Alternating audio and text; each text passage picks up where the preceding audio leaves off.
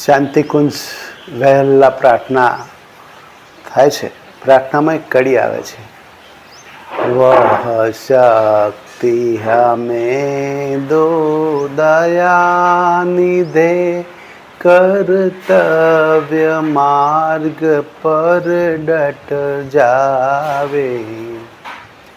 એક ચાવીરૂપ બીજી કડી આવે છે, પર સેવા પર ઉપકાર में हम निज जीवन सफल बना जावे. પોતાનું જીવન સફળ કેવી રીતે બને,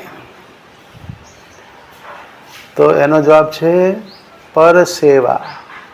બીજાની સેવા, બીજાનો ઉપકાર, બીજાને મદદ કરવી, બીજાને સહાય કરવી, બીજાને ગાઈડન્સ કરવું, બીજાને સપોર્ટ કરવો સારા કામમાં, તો આ જીવનને સફળ બનાવનારો રસ્તો છે.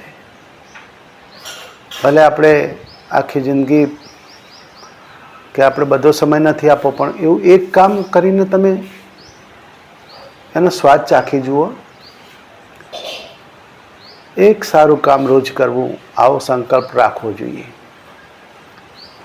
અને એ રીતે જેમ પેલો નવો માણસ પેલા મિત્ર પાસેથી કહે છે કે ભાઈ મારે તો માવો ખાવો નથી, પણ લાય એક સોપારીનો ટુકડો ખાવ.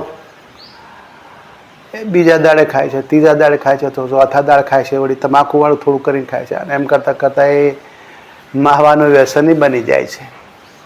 એમ સારી વસ્તુઓની શરૂઆત ભલે થોડી કરવામાં આવે, પછી એ જીવનમાં વણાઈ જાય છે અને એનો ફાયદો, એના લાભ આપણને પહોંચાડવા લાગે છે. તો આ વસ્તુનું આપણે આપણા જીવનમાં